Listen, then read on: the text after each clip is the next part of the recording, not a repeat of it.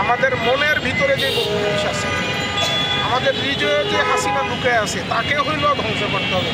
তাকে ধ্বংস করার মাধ্যম শুধুমাত্র একটাই, সেটা হইতেছে আপনার হইল বাংলাদেশ থেকে 24-এর গণহত্যা, এমনকি হলো মানুষকে জুলুম নির্যাতন করার কারণে তাদেরকে হলো আপনার হলো আইনগতভাবে স্ট্রংলি নিষিদ্ধ করা, এমনকি ওই রায়টা এমনভাবে বলে দেয়া যে যেই রায়টাতে, অথবা যদি আপনার আদালতের মাধ্যমে না হয়, সেটা আপনার হলো যে শাসন বিভাগের কোনো হলো নির্বাহী আদেশও হয়, সেখানে উল্লেখ থাকতে হবে যে এই আদেশের বিরুদ্ধে কোথাও কোনো কোর্টে কোনো ধরনের তারা হলো আপিলও করতে পারবে না।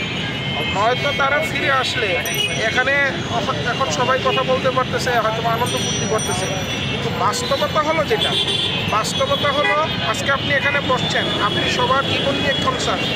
সমস্ত বিপ্লবী ভাই যারা আছে, বাংলাদেশে যত মানুষ আছে, সবার জীবন যেন আওয়ামী লীগের কাছে আবার দিতে না হয় এই উদ্দেশ্যে। কিন্তু আপনি এখানে কিন্তু সাহস করে বসছেন হলো যে আপনার নিজের মৃত্যু প্রণয়, কারণ আপনি বলছেন যে আপনি যে ছাত্র দলের সদস্য করবেন, কিন্তু আপনি এখানে হলো ন্যায় বিচারের দাবিতে বসছেন। আপনি যদি ন্যায় বিচার না পান তাহলে কি হবে?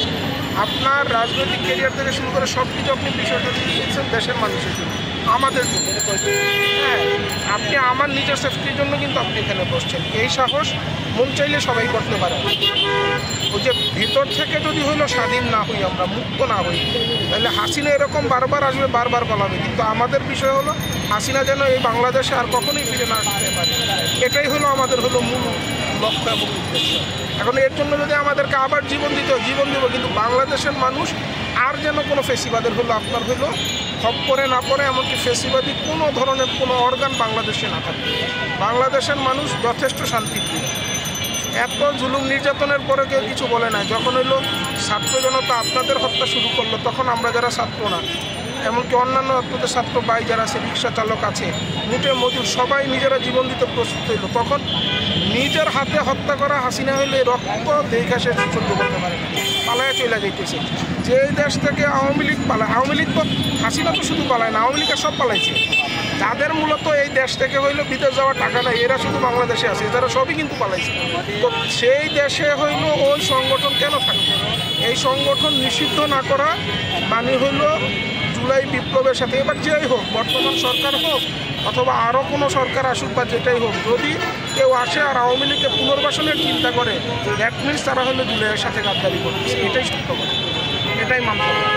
এখন আপনার সাথে কি প্রশাসন, এরপরে হলো আপনার হলো বিশ্ববিদ্যালয় প্রশাসন থেকে কোনো যোগাযোগ করছে, এখানে আসছে, আপনার অনশন করতেছেন, আপনার তো শারীরিক সুস্থতা অসুস্থতার বিষয়?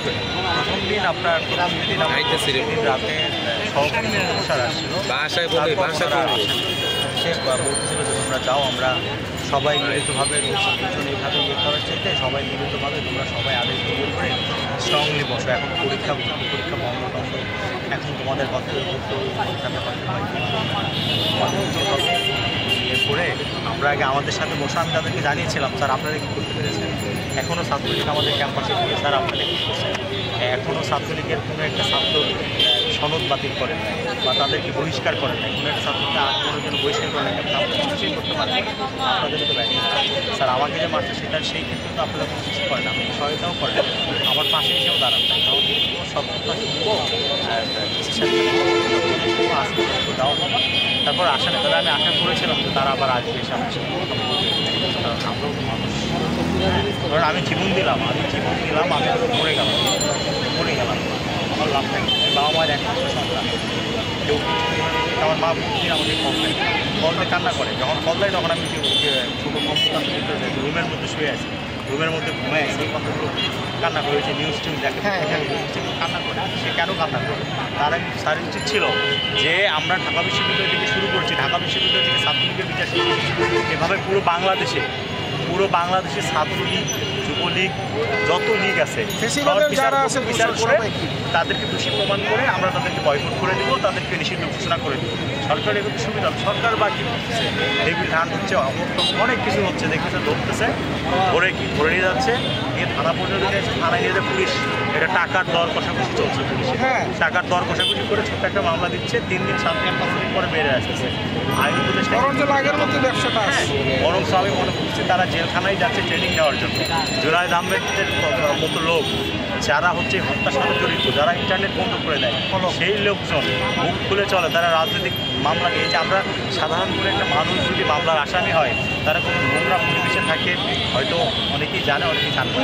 আর ওরা থাকে কি রাজনৈতিক মামলা, এই কারণে তারা রাজনৈতিক আশ্রয় থানার মধ্যে গিয়েও জমিদারের মধ্যে থাকে। আমাদের একটা আপনার ইয়ে ছিল যে রফিকুল ইসলাম মাদানি, ওর মতো একটা ছোট মানুষ, তার মতো ছোট মানুষটাকে দণ্ডকারী করায় এমনভাবে ইয়ে করছে যে আসতে পারে না। আর তারা হলো হাসতেছে, যেমন মনে হয় মানে পিকনিককে আসছে, আবার পিকনিক থেকে কিছুক্ষণ পর যাবে। এটা মনে হয় আমার আসিফ স্যার বলেন চলাচল, এরা জাতির সাথে বস করা হয়েছে, এটা তাছাড়া অন্য কিছু না, জাস্ট আমাদের কিনে তামাশা।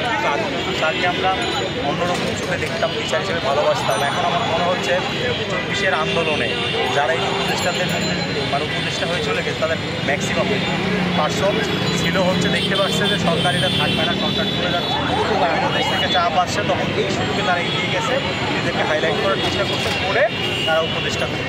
এখন তাদের অবস্থা তো হলো আগের চাইতেও খারাপ। আসিফ স্যারের শাশুড়ি ওনার সম্পর্কে আরও সাহস দেশকে নিয়ে একটু বলার সাহস পাই কীভাবে, কীভাবে শুরু করতে সরকার। আর আসিফুল স্যার যে আমরা ছাত্ররাই তাকে প্রতিষ্ঠা বানালাম, তার উচিত ছিল আমাদের এখানে সবার আগে তার আসে ছুটে আসা ছিল, কিন্তু এখন তিনি এই দিল হয়ে গেছে, প্রতিষ্ঠা হয়ে গেছে। তাই আমরা এখন এখন আমরা মরে যাই না, বেশি তাদের একটু দেখার বিষয় না। আপনার এই অনশন মানে এটাকে আজকে পরীক্ষা এই জন্যই আপনি করছেন, আপনি এটা